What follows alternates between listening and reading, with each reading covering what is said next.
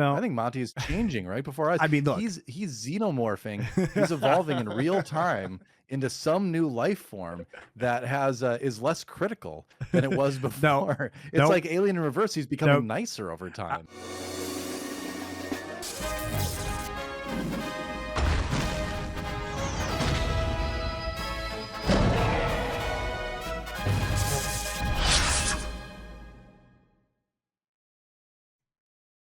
This week on Nerd Legion, we talk about Alien Romulus, currently at a theater near you. Noah, what are your feelings on the Aliens franchise as a whole at this point in time? Because this is the seventh film in the Alien franchise. Is it really? Yes. Is already the seventh? Oh my gosh. Alien Yep. 1, 2, 3, Resurrection, Covenant. Prometheus, and Yep. this one.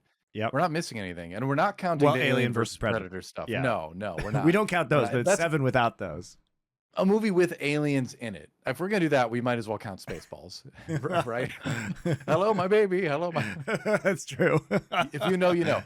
If you know, you know. But so I have actually really liked the alien from Aliens, the xenomorph, for a long time. I just always thought it was like one of the coolest monsters in film. I love Alien. I love Aliens, the sequel, more, but that's only because I'm more of an action fan than a straight up horror fan. And so, you know, they're both great movies. Aliens is just more my style.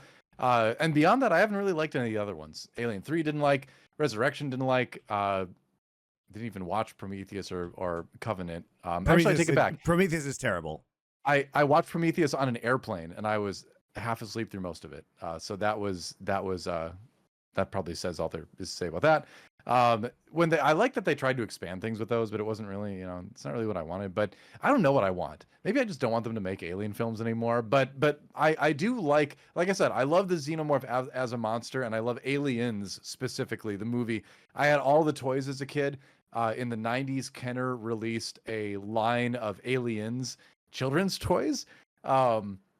I guess it was more for the preteen era of life, where it was like 6th grade and up, whatever, where because that was not really a movie for kids, but yet they had like Saturday morning cartoons with commercials for these alien toys. So I was like, hey, you want to play with some colonial marines? And but the cool thing about that toy line, I actually have a bunch of them. I'm not a toy collector, but I have a bunch of these actually at home, sealed on the card, all that.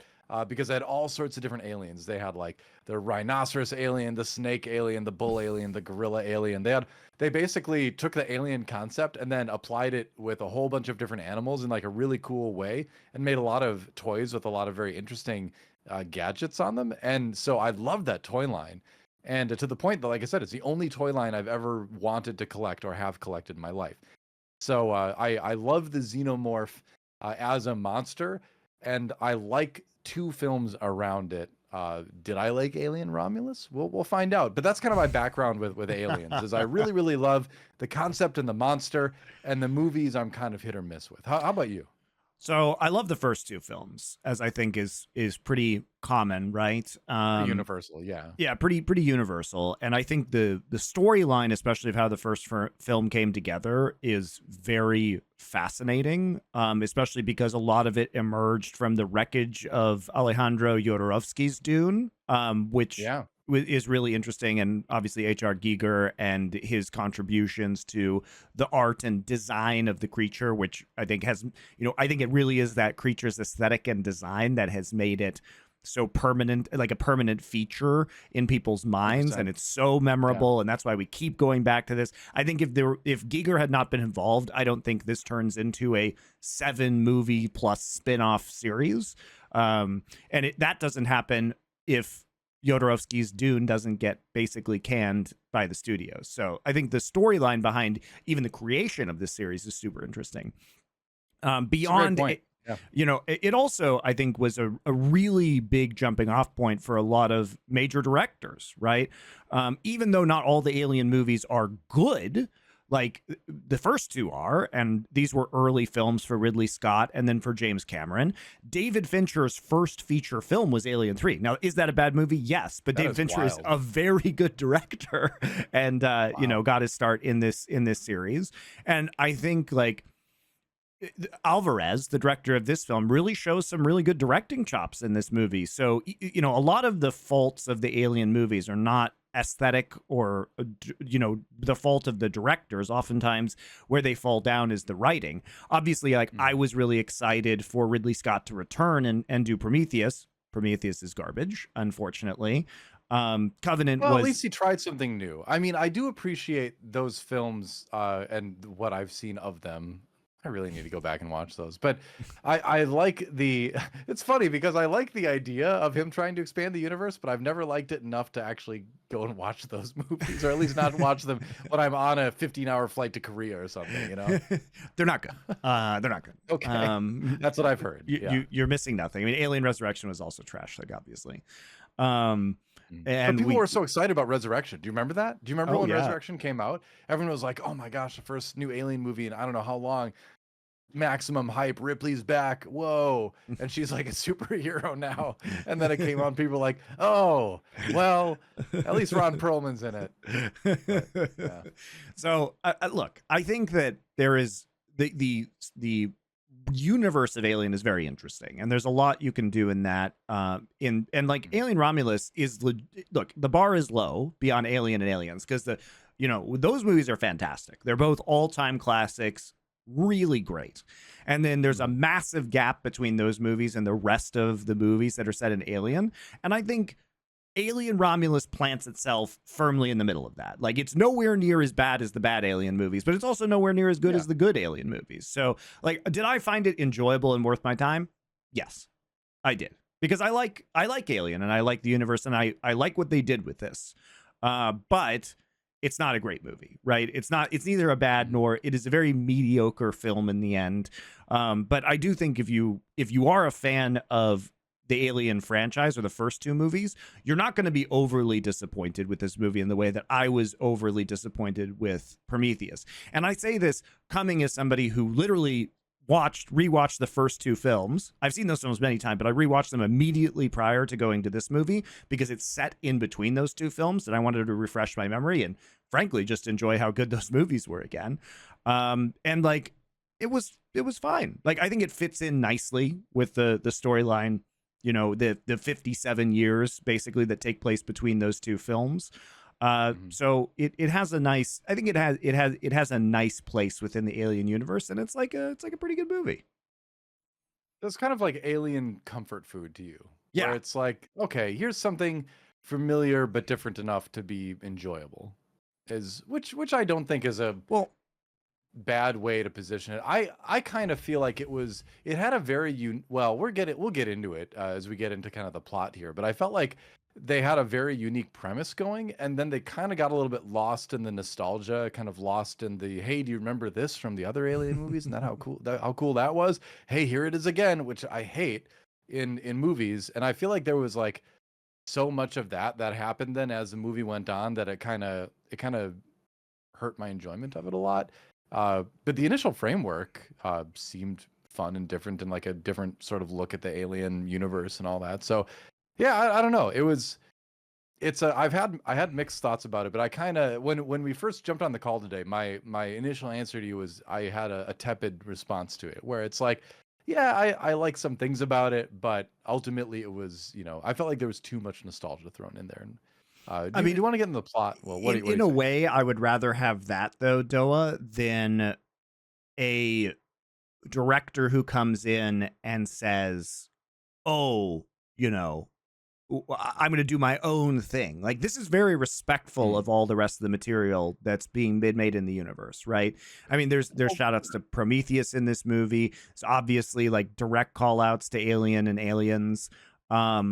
And it feels connects like everything. It feels like the director wanted to be part of the fabric of this rather than, doing a Star Wars sequel and trying to just like ravage the universe for their own ends. You know what I mean? So sure. I can stand a little bit of nostalgia baiting in this series rather than have it just completely twist and pervert the storyline that we've been presented with by, in the Alien film so far. I mean, that's the difficulty ultimately with making a sequel or a spin-off film or something, where it's like you want to stay true to the spirit of what came before, but you also want to like make it different enough that it can stand on its own. And that's a really fine line to walk, right? We have examples of like The Last Jedi in Star Wars, where it was just like such a deviation from everything that Star Wars was previously, and frankly just kind of like took a dump on a lot of like what Star Wars was intentionally, that it failed in that sense, right? And this, I think, was maybe a little bit on the other side of the bell curve, right, where it was a little bit too many callbacks to previous things, a little bit too connected, and connected via like repeated dialogue lines or something, rather than like a stuff that connects story wise. There was a good amount of that too, but I felt like there was too many direct references to the exact same thing that happened in other movies, that they went too far on that side of it, right? So I admit that there's a lot of difficulty in doing this right, and they certainly came closer to doing Alien right than Last Jedi came to doing Star Wars right. That's for sure. Last Yeah, Jedi exactly. was awful, but they still went too far in the opposite direction, I thought. All right. Well, before we get into that, I want to talk about briefly, I want to discuss and let our viewers know. So I think we should, let's talk about how Alien got made in the first place and where the concept came from, because this is a very interesting story, as I alluded to earlier. So Alejandro Jodorowsky is a filmmaker who was very famous for some super weird films like Holy Mountain, and he was the author of a number of graphic novels, Meta Barons, The Incal, Techno Priests. He did collaborations with Mobius, who is a famous French graphic novel artist in the 70s. And so in the 1970s, Jodorowsky started to do this film version of Dune, which is topical because we now have the new Dune movies coming out today. And this iteration of Dune that was supposed to be filmed in the 70s ended up blowing up in scope to a massive degree. Like, this movie was going to be 8-10 hours long. We had Salvador Dali cast as the Padishah Emperor. It was incredibly ambitious. And you can take a look at this, and I highly recommend going and watching the documentary Jodorowsky's Dune, which includes interviews with Jodorowsky, as well as a pretty deep look at the book of illustrations, right, that he was going to be using in order to create this movie. And it is very impressive, but ultimately the studios got massively scared off by the ambition and scope of this project. What this resulted in was there was a guy named Dan O'Bannon who was supposed to do the visual effects on that film. And H.R. Giger, the Swiss artist, who is now famous for his xenomorph designs, but was an accomplished artist in his own right, if not anywhere near as famous as he is now, who famously did all of these kind of biomechanical, creepy, unsettling drawings. He was actually brought in to do the design for the House Harkonnen aesthetic, right? And so you can see illustrations of his from Jodorowsky's version of Dune. What happened is when Jodorowsky's Dune fell apart, Dan O'Bannon basically lost all of his money. As I understand it, he was like basically homeless and broke. And so he decided to write a screenplay. Now, this was not really his wheelhouse, but he ended up coming up with this screenplay for Alien, and he actually wrote and created this, right? And then when it went into production, he brought in Giger, who had been working with us on this unrealized Dune project, to do the designs for the alien creature, which were then highly successful. So it's a very, I think, cool story about how the collapse of this very ambitious Dune movie then led into the creation of the very iconic Alien, the Xenomorph, and the entire Aliens franchise. So it's fascinating, and like it's something really, I think, wonderful was kind of arose from the ashes like a phoenix into the Alien franchise. And you would not expect like Dune to turn into this, which is fun. Yeah, and it's cool to see that style that from I always said Geiger. Is it Giger? Is it actually It's Giger? Yeah. All right, it's Giger. I'll trust you on that one. Giger. I love that art style, and I have loved it since I was a kid. Like in like middle school, high school, like all I did was draw aliens. Because like I said, I was obsessed with the toy collection. I was also obsessed with drawing, so I drew Mortal Kombat stuff, and then I drew Alien stuff, and probably it was probably fairly concerning to my parents, but they let me go with it, so why not? But biomechanical style always seemed so cool to me, right? And then yeah, seeing that the Dune book, I talked about the Dune pop-up book and how obsessed I was with the art, and that was my first exposure to Geeker's art, and then Aliens as well. That was the next step with it. And so then you even see shades of it in the new Dune movies too, because that style is now so intrinsically linked rather with Dune, and of course with Aliens as well.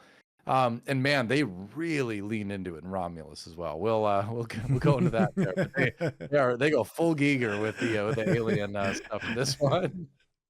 But it's a neat style. It's very unsettling, and that's where it succeeds again as being such a convincing movie monster. Is that you have all these like, again, uncomfortable metamorphoses that it goes through, and just see all that on screen is always it's always creepy in a cool way, is how I always felt. I like being creeped out in a way that's like intriguing to me, and it does it. Yeah.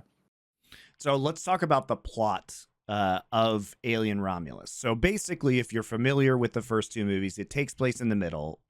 Alien is the first film, which is a sci-fi horror movie. It's one of the most influential science fiction movies ever. Still holds up super well. Absolutely worth watching, both Alien and Aliens. For sure.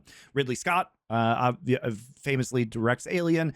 In that one, they are finding these eggs. They're basically the ship of like the crew of this cargo transport, a mining ore transport called the Nostromo, which is a Conrad reference, right?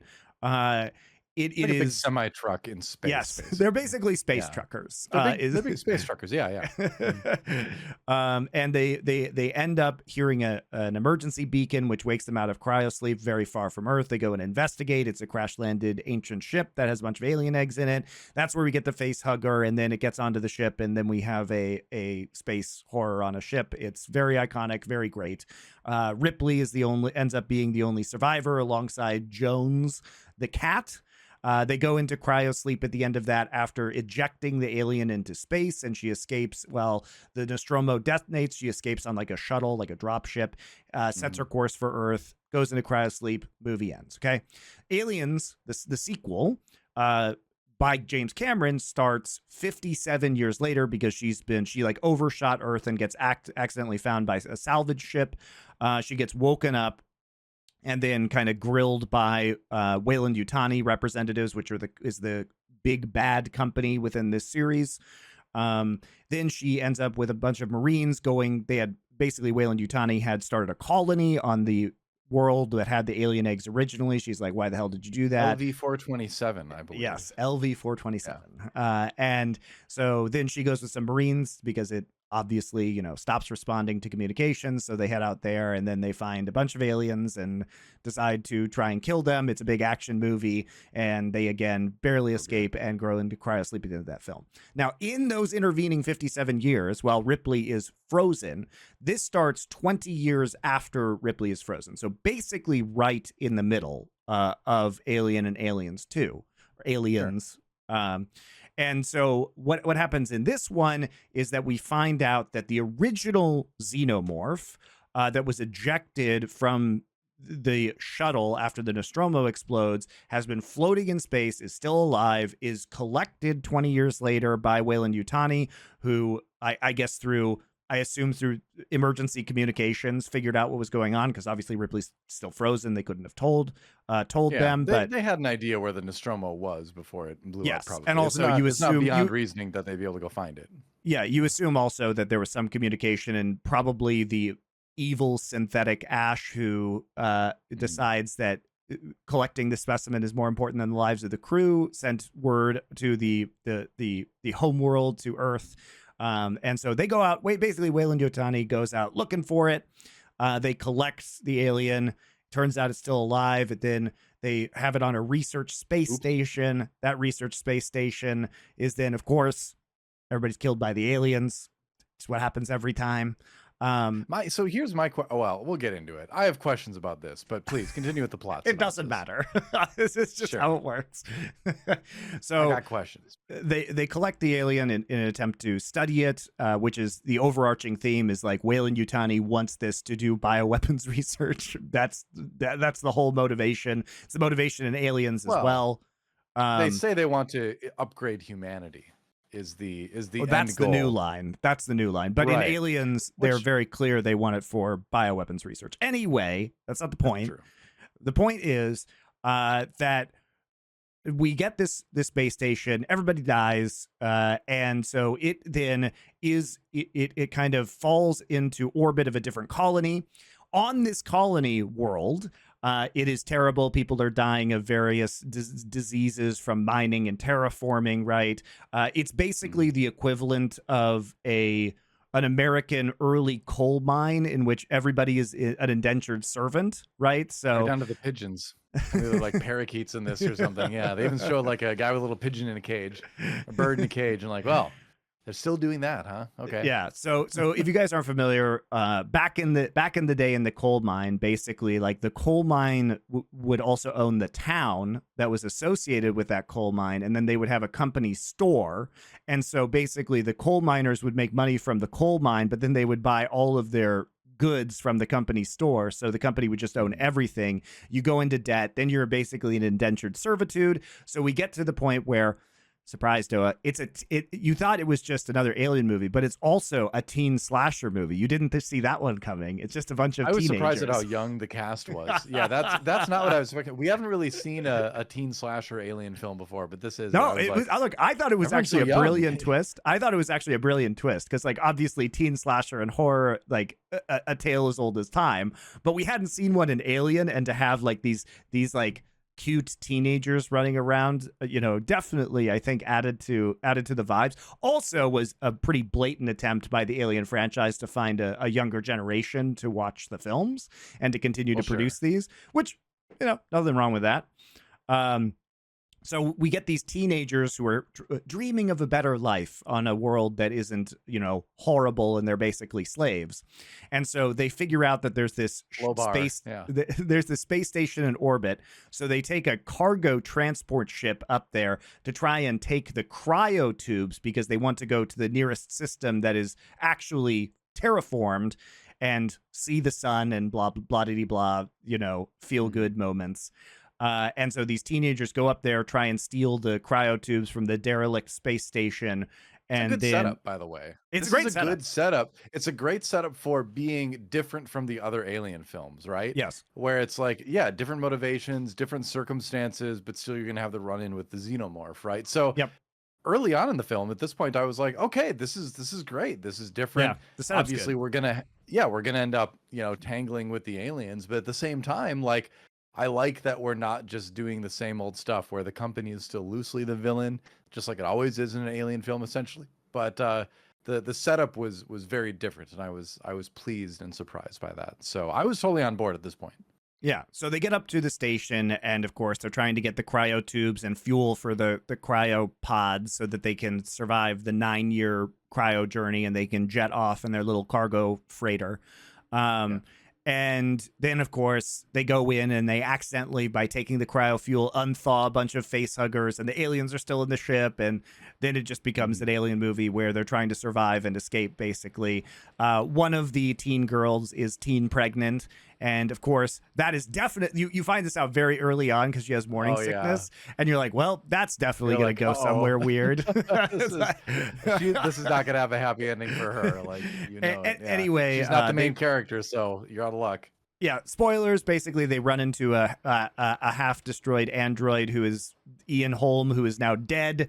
Like the actor is dead, but they reanimate him as Ash, he was the original synthetic within the first Alien movies on multiple levels, because it's reanimation of the android, it's reanimation of the character, it's reanimation of the actor as well. It's are we going to talk about that later? Yeah, hold up. That later. Stop getting distracted. So he's in there, and it turns out, basically the main character, Rain, is a teen girl who has a synthetic, who she calls her brother, named Andy, who is like damaged and like mentally deficient. I don't know, special needs synthetic. What would you call it?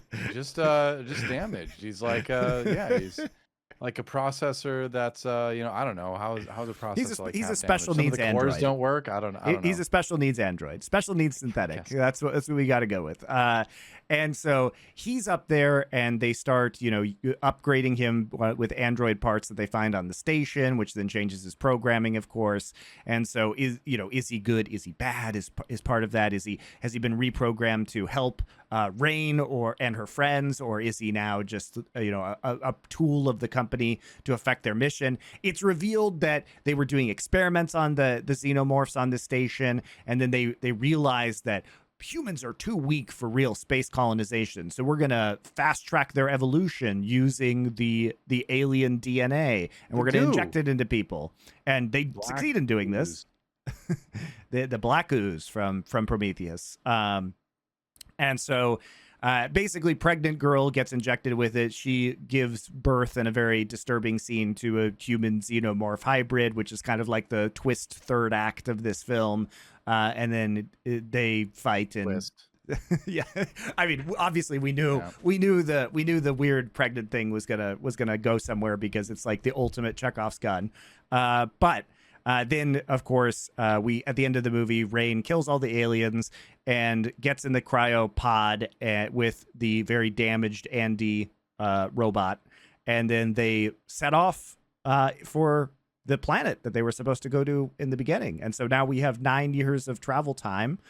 She's still on the ship with all of the goop that Weyland Yutani really wants to upgrade humanity with. So we assume there's going to be some sort of sequel that includes that. I mean, I can't imagine it's going to go great when she gets to this happy, fully colonized planet with all of this stuff. I'm sure nothing could possibly go wrong there. Yeah. Right. If that's not a setup for the next film, I don't know what is. But what's funny is I heard people calling the alien human hybrid in the end the Zuckermorph. Which, keep that in mind and then look at it again, and you'll see it. I thought that was pretty dead on. It's meant to look like the engineers from Prometheus, basically. Yeah. But to kind of connect everything together. But it's I get where they're coming from with the Zuckermorph comment. But yeah, that's basically the plot. Within that are a lot of neat set pieces. So which segment do you want to go with first here? I mean, you can say you're more down on this movie than I am, so you can say something nice.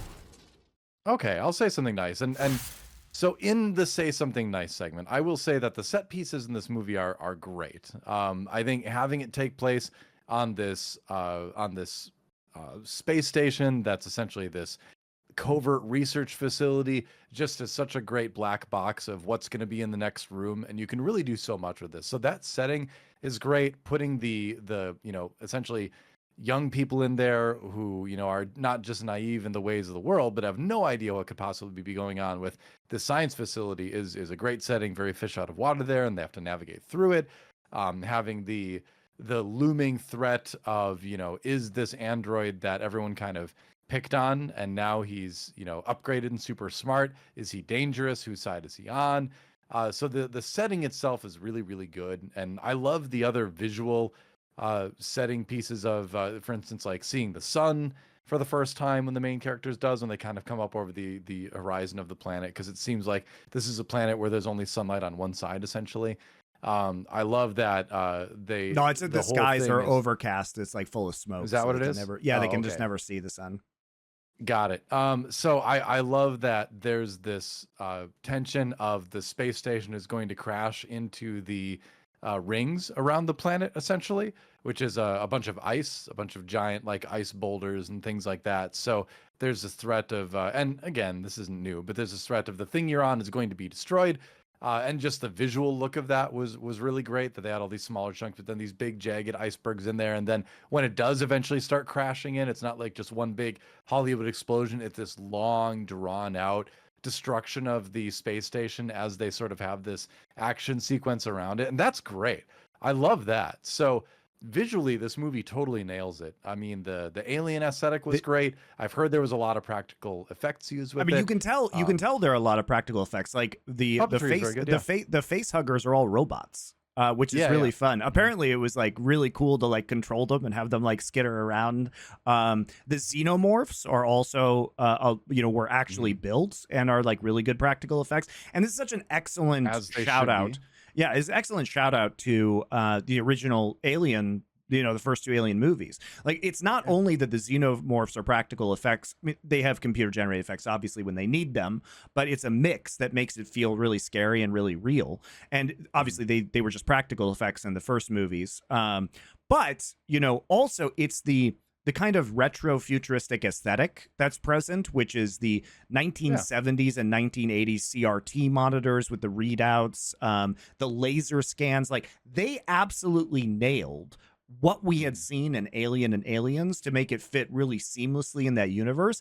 And Alien and Aliens, in terms of the look, have aged insanely well. Like, those movies still look incredible today. The set design feels real. It feels lived in. It has that kind of like um dinginess that you want in the sets for like a space trucking or like a military film, depending on whether we're talking about Alien or Aliens. It feels really practical. Like, it feels, you feel like you can really like reach out and touch it within those movies. And Alien Romulus perfectly replicates that, right? Perfectly. Yeah, and So we go back to obviously there being a lot of love for the original films, especially Ridley Scott's vision. It seems like from the director, and he said that in interviews, and I believe he did, consult with Ridley yes, Scott he did. on how to proceed with things, and so that yeah, there's a lot of love there that shows through in this kind of thing, and that's definitely in my mind the biggest positive is that the look of it is very Yeah. definitively Alien franchise in all the best ways. Yeah, and the direction, even with what they could do more with, because I think if you go back to Alien and you think about the things that aged the least well, a lot of it's probably the space shots and the space effects. Like, they were really good for the time, but it's clearly a model, and it Sure. doesn't Yeah. look real. But I think the space shots of the station and the rings and all of those sequences look absolutely incredible in this movie, and they don't feel cheap. They don't feel overly ornate. They do a really good job with the space sequences being silent, which is, I think, adds a lot to the drama. So everything, like in terms of direction, the building of tension within the action scenes is all super, super good. It really is a pleasure to watch in terms of tension and action, and just as a visual film, as something to look at, it's really quite beautiful. I'll say another positive about this too, because I do think there are a lot of positives for it. We already talked about how I think the premise is very good. The character motivations initially are very good. Another thing I like is the naming that they did in this, where I was really curious going into it. Why is it Alien Romulus? Because that's obviously a name with a lot of history within Roman mythology and all that. And then you find out that one half of the space station is Romulus and the other is Remus, who are the two twins that founded Rome in myth, and they were nursed by a wolf, right? And so you look at this and it's like the wolf that is giving the milk to humanity is the xenomorph, they've distilled the goo, and then through that goo you build a new world, essentially build a new city.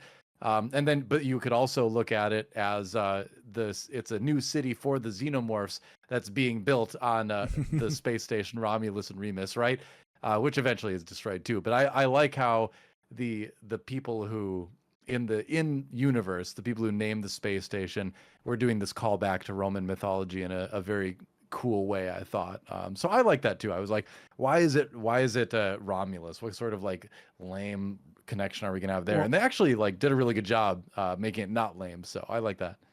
the thing about calling it Alien Romulus is that it also sets up a Remus versus Romulus sibling story. And this film is about two sets of siblings, right? And the two siblings are you have Kay and Tyler, who are blood siblings, who are two of the main characters within this film, but you also have Rain and Andy, who refer to each other as siblings, even though one of them is a synthetic, is an android, right?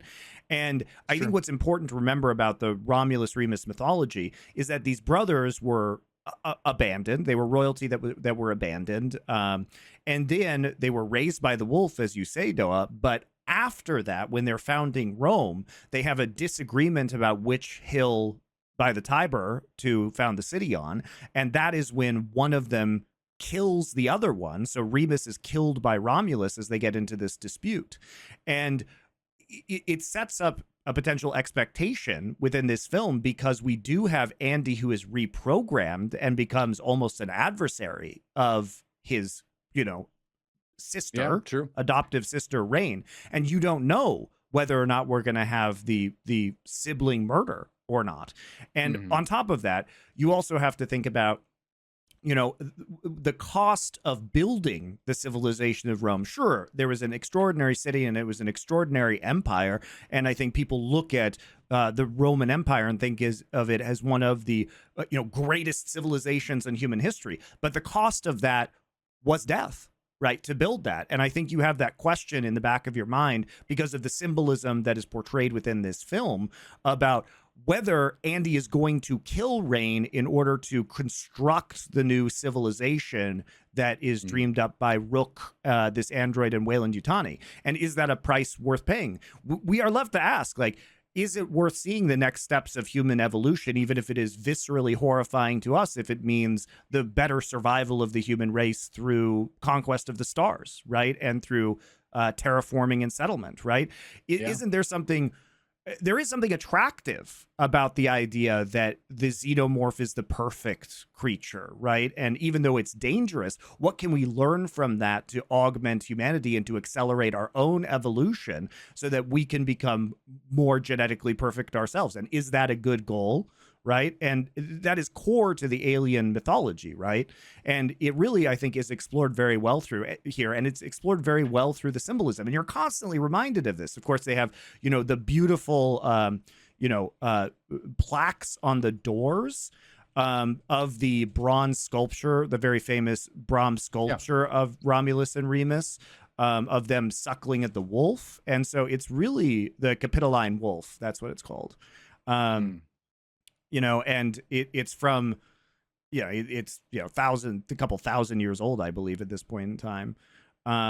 So, this is something that is very iconic and that is, it's very, I think, cleverly and well woven in. And if you know the mythology behind this, I think it helps you appreciate the storyline even more and really leads you to question what Andy is doing for a lot of this film. I was pleasantly surprised by that.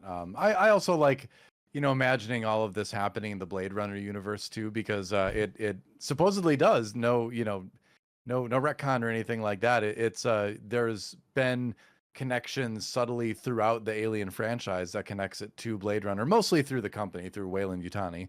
But I think if you look at the two franchises, they say a lot of the same things, and they you could have both of them happening at the same time, right?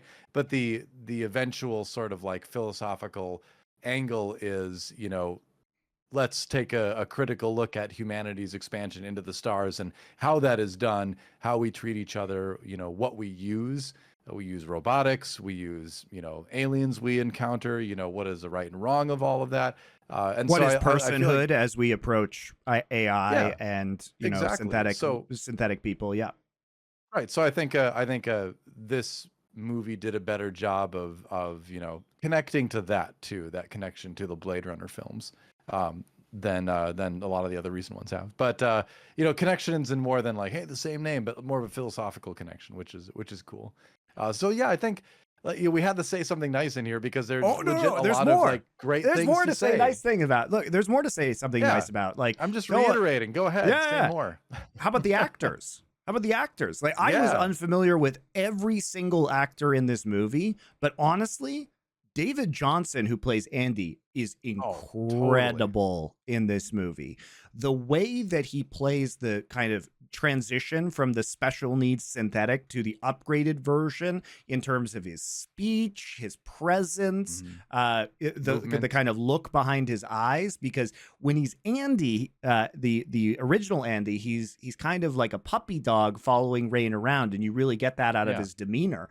But when he switches to get the upgrade from Rook and the other android, android, he becomes very robotic, very distant. I think he sells this part incredibly, and I'm shocked that I hadn't heard of this actor before because I thought his Best performance was android, magnificent. yeah, best android in the franchise. Maybe the best portrayal of an android I've ever seen. And I'm not exaggerating. That's a high bar, right? man. That's a high bar. Because think about There's a lot of good ones out there too. like I just mentioned Blade Runner. I know. no, but think about even the androids in these films. I mean, the portrayals of of the Bishop was androids. fantastic in Aliens. Ian Holm was great as Ash in Alien. Yeah, I mean, well, I guess we got Winona Ryder in there too. she was an android.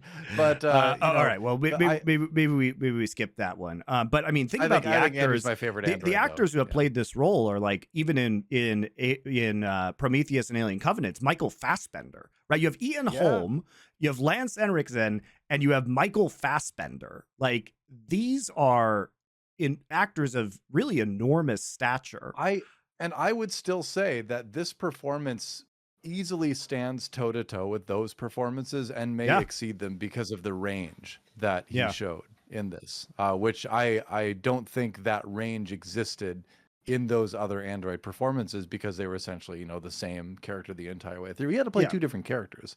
Well, and not I think, not in the twins way that we've been lamenting over in like the Acolyte or something, in like a legitimately good two different characters way. I think also it's a much more nuanced character because basically in Alien, Ash, played by Ian Holm, he is revealed.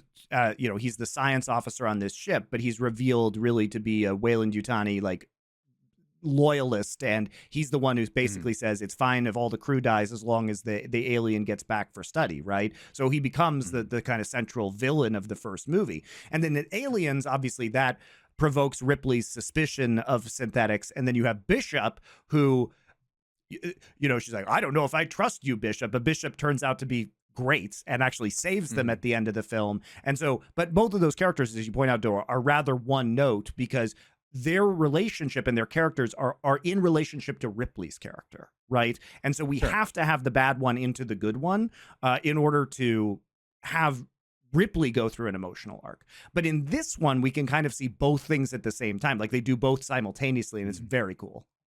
Right. When he's damaged, you have this very sympathetic side to him, and then you find out that Rain kind of betrayed him, where she knew that synthetics weren't allowed on this planet, and she knew she was going to have to just sort of ditch him, and she felt bad about it, and then so that becomes a point of conflict between the two of them, which then gets resolved positively by the end of it. But yeah, really, really, really great. The acting was good in general.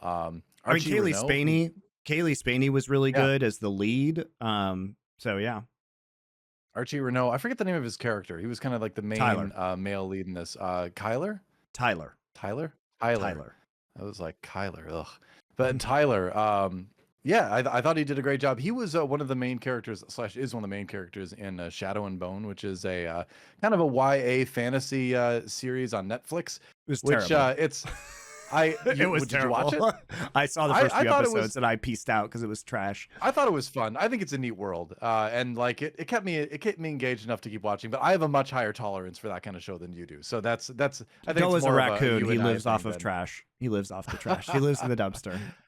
I'm not saying you're wrong, but I'm just saying he was pretty good in that show too. And I think it's great to see him get to be a lead in a featured film because I think he's a good actor. So I think he deserves these shots, and I think he nailed it with this one. So yeah, shout out to Shadow and Bone, everyone and anyone who watches it. I heard those are good books. I haven't read them, but the show's okay, good enough to get me continuing to watch on like a second monitor at least. But thought he was good in that. Was pleasantly surprised to see him pop up in this. I mean, but yeah, I thought he was. I thought he was all right. I think the problem with the rest of the cast, though, is not that they're necessarily bad actors. Like I think they do a good job with their parts. It's just that the other parts are irrelevant, really. And I think, unfortunately, the other character that I found really quite interesting was Navarro, who is the first one killed, because I thought she was doing a good job. Eileen Wu, I guess her name is, and she was just. She was just, it was just unfortunate for her that she got impregnated by the fastest growing alien of all time. How did that happen? Okay, can we move out of the say something nice stuff? Yes. Are we done with that? Because let's go into a little side thing. I don't know if this fits into any segment in particular, but why does the alien grow in like 10 minutes in her? Like how did that? I know it's like, oh, because the plot had to move on, but we couldn't do like a little time jump or anything like that. I guess we couldn't because they already established the 36 hours thing. So they kind of hamstrung themselves a little bit there. But yeah, it's like we know in Alien 1, it's like at least a day or two Yes. before it comes out of what, Kane, I think the character is, Kane, or something yes. like that. And then in Aliens, we have the assumption that there is a longer span of time between when someone is implanted with an alien by the face hugger to when it emerges from their chest, right?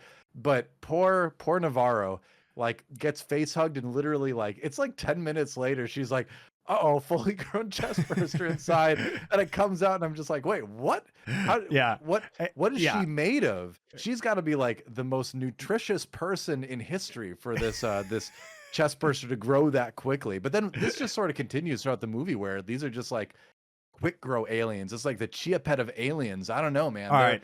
They are Well, spawning way quicker than they need to.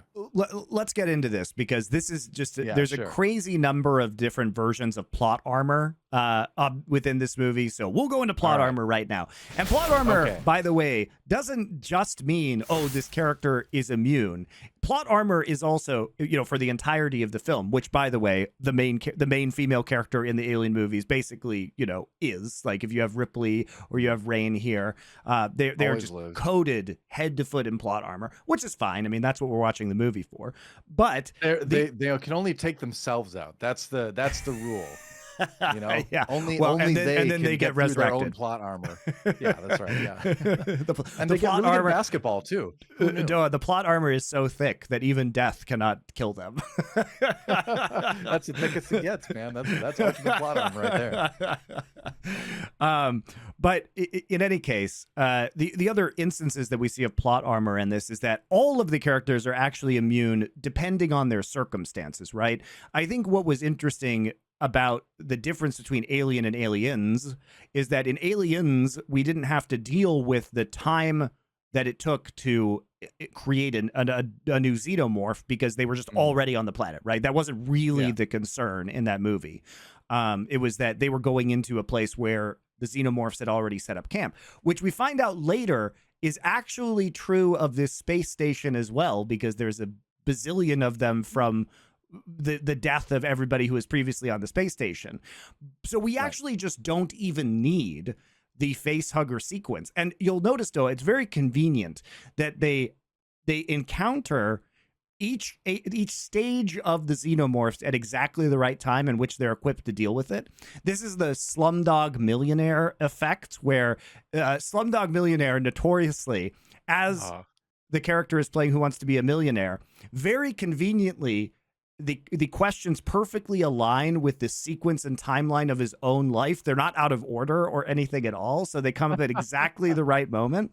And when we have this movie, you'll notice that all of the xenomorphs on that station don't just show up and immediately murder them, which they could clearly, because what would be more terrifying? Like, no, we get into the kiddie pool first, literally the kiddie pool, when they're like ankle deep in the water in the cryo lab with the kiddie aliens, just so kind of slowly thawing and one at a time. So, the action ramping up is just very convenient. It's like, oh, we don't have to go through the corridor with all of the xenomorphs that are fully grown. Oh no, we only do that once we get weapons that are capable of defeating them. Instead, we just like walk really slowly while it's hot. We gotta give the main character auto aim before she can encounter any real alien resistance. Which, by the way, the idea of them raising the temperature of the room to body temp and then moving really slowly is just literally and directly stolen from the movie Sneakers with Robert Redford, which we did on Foreplay. It's literally the same sequence except he's trying to steal a briefcase that is in a room with security instead of there being, but it's the same fucking sequence. It's crazy. Yeah, well, there's a lot of I've seen that before. That's a different segment we'll talk about later. But anyway, on the top, But the plot armor is, we basically, they encounter everything at exactly the right time when they have the tools to deal with it. And, sure, we want escalating action, but the plot armor is very thick as a result of that, because Well, they should really just be murdered. And I don't really understand, Noah, why we had to create this movie this way, because we actually just didn't have to have Navarro killed by the alien and do that really ridiculous, very accelerated alien creation sequence, because there were already xenomorphs on the station. So it's just completely unnecessary, and also just kind of like breaks your own believability in the world that has already been created. I agree with you. Well, and we didn't even really need the 36-hour timeline initially, too. We didn't need the pressure of that, because you could have had, if you wanted to have her get face hugged and then have the xenomorph grow on her, you could have just not put the 36-hour thing in there at the beginning and then just have that happen, have them go through like a day or two, blah, blah, blah, for whatever reason. And then, you know, you would still have the thing at the end where the station is knocked off access and then or access, and then it would crash soon anyway. You didn't even need the original time crunch, right? So yeah, that was just the growth of the alien in the movie was kind of silly fast. But man, the plot armor of the main character though is just absolutely incredible. It's like she's just given every exterior thing she needs exactly when she needs it, whether it's like an android buddy, a gun that auto aims, an egg conveniently filled with acid that hasn't tipped over despite flying through the air earlier. Like she is like playing an alien single player game, and she just picked the option at the start that said just the story, please, and just takes all the difficulty out, because she doesn't really do a lot herself. It's more just that she's surrounded by power-ups that let her get through a situation, whether it's someone smarter than her or some gear or circumstantial objects near, you know, within reach. It's like, it's very just the story, please, video game-esque for that character. And that, I got to the point where I was like, okay, come on. Like, they have the scene where it's like she's holding the gun and the fog, smoke, steam is behind her, and she looks very Ripley-esque and all that. It's clearly a callback to that scene where Ripley comes down the elevator, but I'm like, you are not Ripley. Like, Ripley knows how to aim a gun. She like duct taped a machine gun and a flamethrower together, strapped a bunch of grenades to herself, and she's on a mission to save a child. You just went back down the elevator with a gun that has auto aim, and we're not really even sure, you know, why you're there. And so it's like, yeah, don't try to compare this character to Ripley. She is not Ripley. And the plot, the only similarity is that the plot armor was still there for Ripley as well. But at least I feel like Ripley earned the plot armor, you know? She had the skills to back it up, where this kid, it was just kind of like I said, everything she needed was just like right there exactly when she needed it to survive whatever encounter she was in, you know? Yes. How convenient. It was they Slumdog Millionaire this movie really hard. Yeah. Not to say it wasn't entertaining, but it did get tiring after a while, where it's like, even at the end where it's like, pull the 4 levers to release the cargo thing. It's like, oh it is a game, and then it is a video game, and then for sure. Conveniently, the cable just gets looped over the final lever. So it's like, oh, how serendipitous. Oh, there's those big words. I've heard I shouldn't use those for TikTok. Sorry, TikTok. I hope that didn't go over your heads. Don't worry. Everything goes over their heads. It's fine. Yeah, apparently so. We need a better gambit. That's how it is. I digress. Yeah, the plot armor was strong. All right, you want to do I've seen that before? Oh my gosh, the never-ending segment for this movie. I've seen that before. Like, let's just get the most obvious one out of the way first. When Andy the android kills the alien that's attacking his buddy, and he goes, "Get away from her, you bitch!"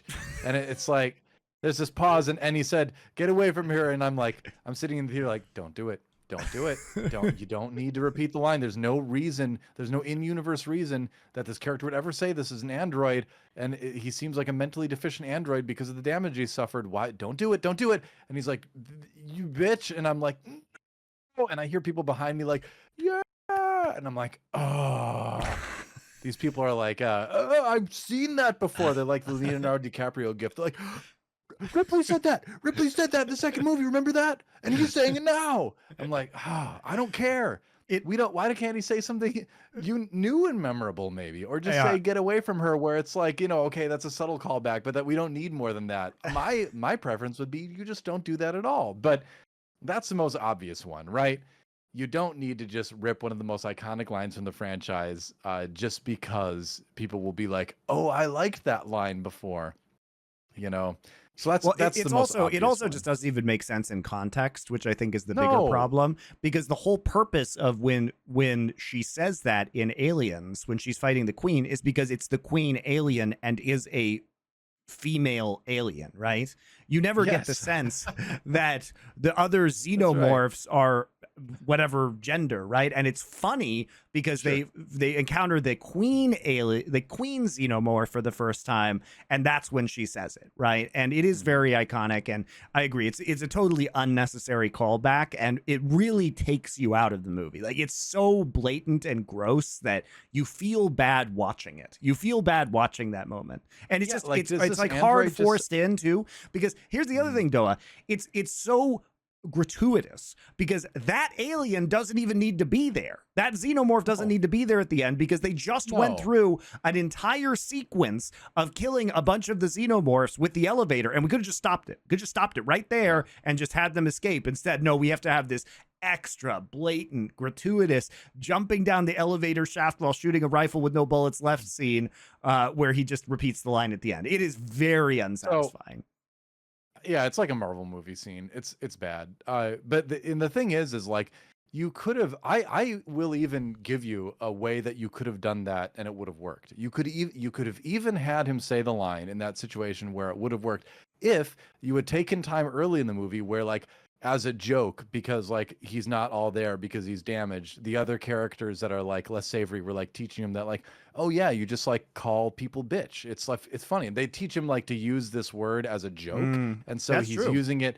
He's using it at like awkward times, and it's this kind of humor thing. But then when you do this down the line, then it's like, oh, that's a great delivery on that joke because it's the callback to the old film, and then it makes sense in the context of the movie too. So I still wouldn't do it.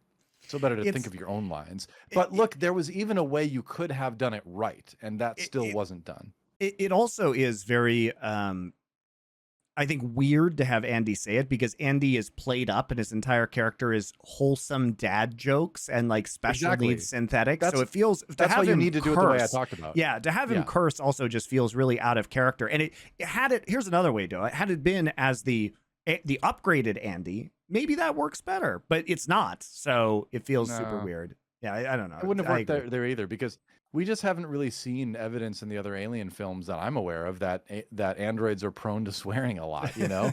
So again, the only way you can make this make sense is because he's damaged, he is accepting the advice of other people, the bad advice of other people to call, you know, beings this. You know, that's the only way you make this make sense. And they didn't do it. So it just stood out as bad. That for me, that was the ultimate thing.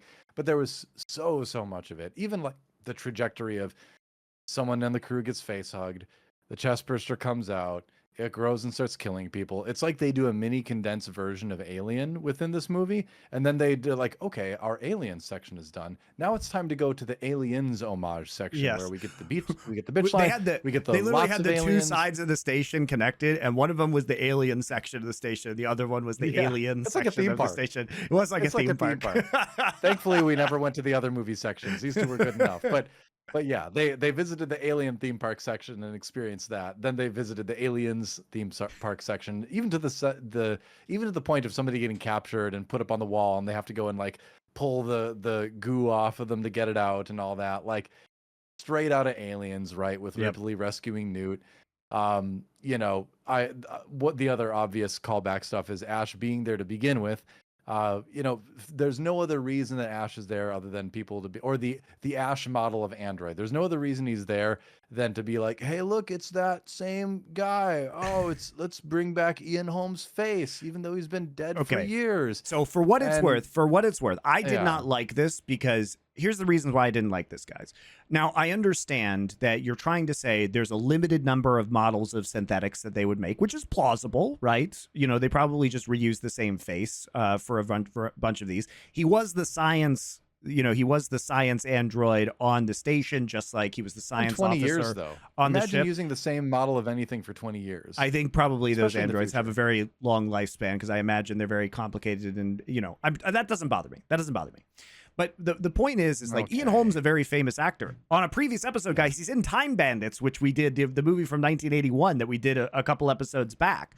He's been in so much stuff, and obviously he's iconic for Alien as well. But it is very jarring because he is a very famous and well-known actor to have him revived in this, especially since he's dead, and we know he's dead. And they could have easily just created a new model of android for this, for Rook, this character within, which is also a connection because he looks like Ash, but he's named Rook, which is a chess piece, which is like Bishop in, who's, Lance Henriksen's synthetic in Aliens. But we could have seen. Why didn't they bring him back? He's still alive.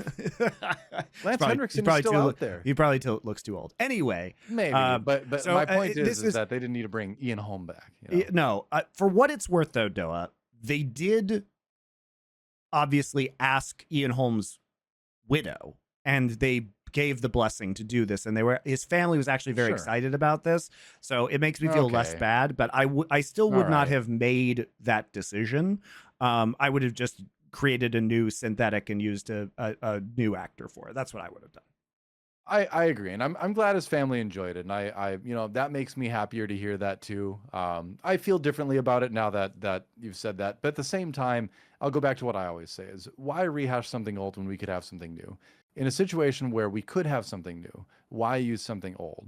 Unless there's a very good reason. And I think a lot of people out there would make the argument that that you did, where it's like totally plausible that this model of android would be there. Sure, I accept that, but at the same time, it's just, in a movie that's filled with callbacks to a degree that no other Alien film has been filled, was this something we needed to add? I don't know if that's necessary. A lot of the newer Alien fans, if people are coming into this having never seen an Aliens film before, they wouldn't even really catch it. So I guess it doesn't really damage things in that category. But again, I just don't like seeing things rehashed like this. I just want to see new things, right? So that's my angle on it. I think they did a good job with it. It looked convincing. There were a couple scenes where the face looked a little bit plasticky, but he's like an old beat up android. So they also solved this by doing the movie within a movie thing to like hide the sketchiness of the CG, which is that a lot of the time we view him on like these CRT monitors, so it's really hard to tell that it's not him, which is a clever technique. It's okay, right? But it's just eye rolling to me. It's just a little bit eye rolling to bring that back for no other reason than to like be like, oh hey, look, it's Ash again. But it's not Ash, it's Rook. The kind of beat for beat way that it was very formulaic in an Aliens movie. It was where there was a lot of it started out with a very unique plot, but as things went on, it became like every other OG Alien film, right? Where you have the facehugger, chestburster, alien comes out, then we get to the alien stuff, right? Lots of different aliens, and then you get to the ending that is not an ending, where they've escaped, or have they? And there's this big last desperate fight scene, and of course our female lead has to do it in her pajamas, and that's I'm like really? We're just doing this again? It's really iconic because if you guys don't know, so Sigourney Weaver hilariously at the end of both Alien and Aliens, well, also at the start of Aliens when they get out of cryosleep, right? So it happens at the start and end. So basically, when you go into cryosleep, you can only wear underwear and a tank top. Like that's the rules of cryosleep. I don't know. And so there's some really... You want to wear a parka, you're going to get way too warm. There's some really gratuitous shots of Sigourney Weaver, particularly at the end of Alien, the first movie, where her like ass is hanging out and she's just like showing all kinds of crack. And then but you have like these sexy sequences. I mean, it happens at the end of Aliens too, when they escape from the world and she like strips down with Newt, the little girl, at the end before getting in. It's like we have to have like the sexy female lead shots, and we just get the same exact thing in this movie where it's like Kaylee Spaney, she's like, I'm ready to go to sleep now, let me strip down, and then now we have an action sequence where I run around in my underwear. It's like, okay, I'm not gonna say as a man I dislike these things, but it does feel very gratuitous, and it's happened too many times now. again, I will use the phrase eye rolling. It was very eye rolling to see this brought back yet again. There was no crack in And this one, though. I was surprised they had the no, it restraint. was more it was more tastefully done, I guess you could say, if you could say this is tasteful at all. But but my whole point is that this whole sequence happens again, right? Where we have the whole false ending, you know, which is of course a classic horror movie trope. But again, it makes this film seem just veer into this very formulaic arena that it didn't start in. And it's sad to see it sort of like turn out that way after what I thought was a very unique opening premise, you know, that just became very formulaic. But I will say a little bit of a positive that the Zuckermorph, the human alien, did have a great creepiness factor to it too, especially in its early iterations before it started to sort of like grow a little bit more. Like that first scene where they sort of the lights flashing, sort of see it dead on for the first time. It looks very creepy, and there were people in the theater that like were gasping when they saw this thing, and I liked hearing that reaction in the theater. That was fun, you know. And so I like that they added a really great creepiness element to it rather than just like, oh, it's more aliens, you know.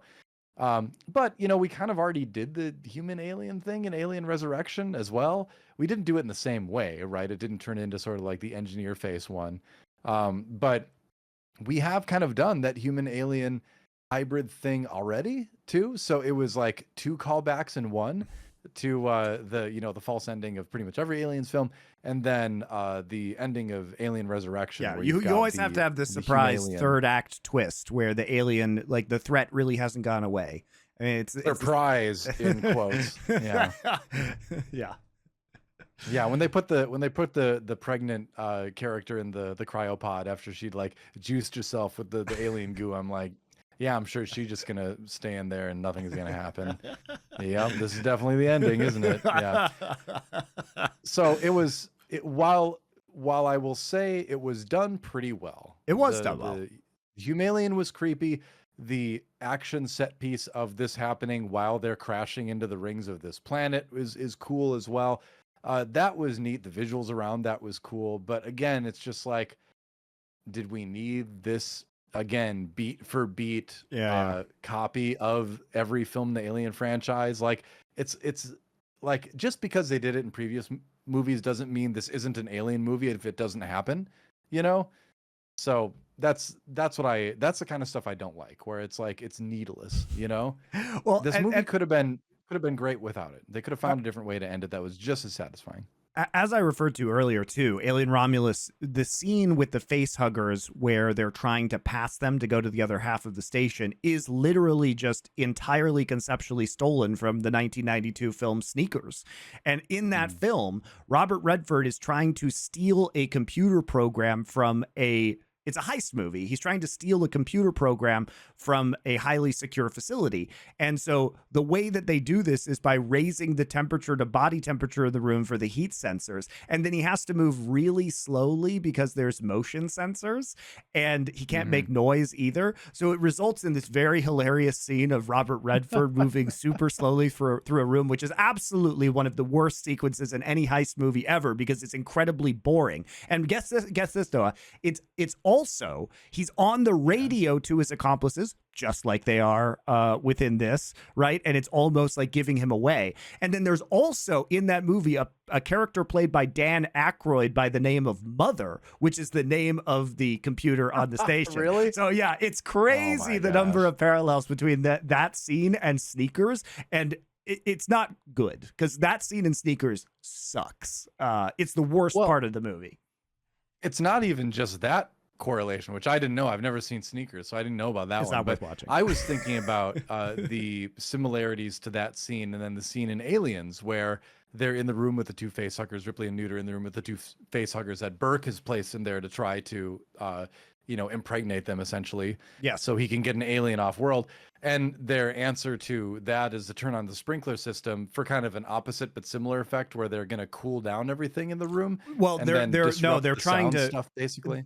what they're trying to do by turning on the sprinkler system is get the attention of Oh, the get the people. attention, yeah. Yeah, to get them to Okay. come save Yeah, them. you're right. I forgot she does it that way. But it has a similar effect too, right? Where if these things are sensing heat and there's cold water and everything, Well, it does have I also, so there's still the similarity there. I mean, sure. Like the other part of this is that Let me have this, Monty. I forgot. no, Ripley turned it on. no. I think what I don't like about that entire sequence, and they are constantly discovering new things about the xenomorphs because they're an unknown, but it feels kind of cheap that they discover this within 5 minutes of this film, and then they try and, this is a tactic that hasn't been used previously, right? So it feels weird. Sure. Yeah. Again, it's just more rehashed kind of stuff. What did you have on your list? Did you have anything? I mean, I think that covers, everything for the most part. There were a lot of complaints there about most egregious things. I've seen it before, but a lot of this is nostalgia bait, and that's okay in the context of this movie. We knew going in that was going to be part of it. Hold on, listen to this, everybody. Monty, over time, is becoming more and more okay with nostalgia bait. Remember Deadpool and Wolverine? He loved it there. And now he's okay with it in Aliens? I think Monty is changing right before us. I mean, look. He's xenomorphing. He's evolving in real time into some new life form that is less critical than it was before. It's like Alien in reverse. He's becoming nicer over time. I think this movie is like a 5 or 6 out of 10. But if you're a fan of the first 2 movies, I think maybe it's a 7, maybe. It's not a great movie. I would say if you're a fan of the first 2 movies, I would rate it lower, because you're like, I liked those movies a lot. Why is this movie trying to just copy what that did well? I think there were some very interesting sequences in this. I really liked the zero gravity alien blood scene where she has to dodge the acid blood. I thought that was a very creative spin on killing the xenomorphs that I hadn't seen previously. Yeah. So that bugs me even more, right? Because the writers and the director were totally capable of having unique stuff and making this movie different throughout, right?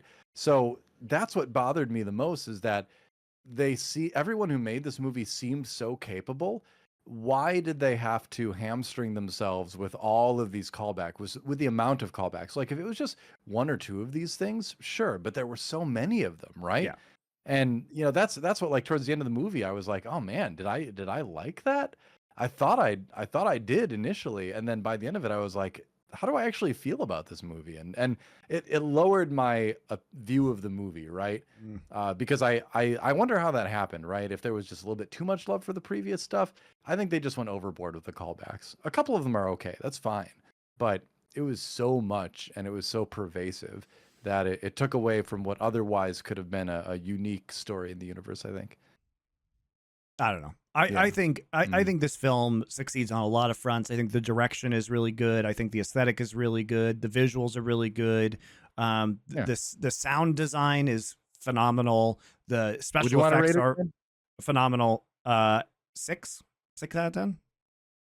I mean, it sounds kind of low for all the praise. No, because I think the writing isn't that great, and it is a lot of rehashed stuff. That's the issue I have with it. The acting's good. It's the same thing. Like, I like the world of Alien. Like, I like it. And I think it's fascinating, and I think it's very memorable. And I think this is one of the better Alien movies. Is it way worse than Alien and Aliens? Yes. Yes, it is. Is it way better than Prometheus? Yes, it is.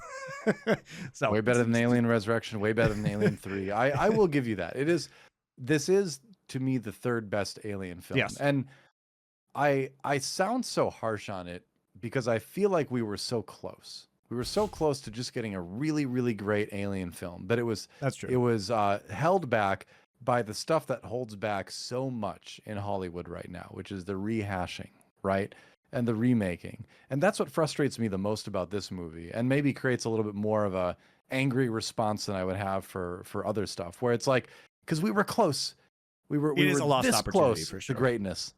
Yeah, and so that is disappointing. That the raw materials were there. It just they use a little bit too much from the previous stuff. And because there was so much in that movie that could have been expanded on in place of the stuff we had from the previous movies, right? Where when they were going through the lab, we saw like body parts of like furry stuff with like alien appendages and all that. So clearly there had been experimentation with like other life forms in the alien DNA, the black ooze stuff. Why didn't they meet some of those creatures in there, right? I mean, there was so much more creative use of the alien aesthetic that could have been added in there that we just sort of got glimpses of, but wasn't really incorporated into the story in a way where it could have been, right? It could have been this House of Horrors, right, where we never know what sort of like weird use of the alien goo is going to be around the next corner, you know? And That's that would have true. been a really, really neat take on the Alien franchise. And the pieces were there. They were in the ship. The stuff was there. And instead we got get away from her, you bitch, right? We got That's a the great pulse point. I think rifle, it's well only said. now it fires automatically. So that's what makes me upset about this film, is that we were so close and they didn't stick the landing at all, you know? So yeah, so I mean, is it a well-made film? Yes, it is. You know, it could have been so much better. And for that, I have to give it like a 6 as well, you know? Yeah, maybe to put that's this in not context, fair, I think like the but first Alien for me is like 9 out of 10. And I think Aliens is like legit a 10 out of 10 movie. So, you know, oh yeah. it's a lot worse. Aliens is about as close to a perfect science fiction film as you can Yeah, it's very get. good. Yeah. And Alien is you know, a great movie, but I'm just not as much of a fan of like straight up horror, you know. But yeah, I mean, I had fun watching this, but like I said, I was bothered by all the things I just went through. So come on. I will say, do we need another Alien film? No, we never need another Alien film. It's okay. We've got plenty of Alien stuff already. Will there be more Alien films? Absolutely, there will be more Alien films. There might even be a direct sequel to this one, which, sure, that's fine. But just make it different. Just make it your own story, you know? Just don't have to rehash everything. You can respect the past without regurgitating it. I think if it makes you feel better, the setup for the sequel almost guarantees that it's going to be a very different kind of movie, because it's the goo that's on the ship, and it's like, what does the goo do? Which is probably the most interesting part of this movie, right? From a conceptual point of view. So I think you make great points, but we still might get that movie. We still might get that. Yeah, movie. I hope so. I want to see the goo come to this populated planet and then have it start infecting life forms and have these alien-esque monsters that then this civilization has to fight, right? Where now it's like, you know, Earth versus monsters, but on New Earth, you know? And we have a film that's connected to the Alien franchise and borrows from that aesthetic, and borrows from, you know, various things about those life forms, but is still very different. So we could get a really cool sequel movie out of this. I think like that's very similar to Annihilation, Alex Garland's sci-fi movie, where the meteor hits Earth and then like mutates a bunch of the you know, the native species on Earth. We could get very something cool, creepy very stuff in that that movie too. Yeah, Annihilation is very good.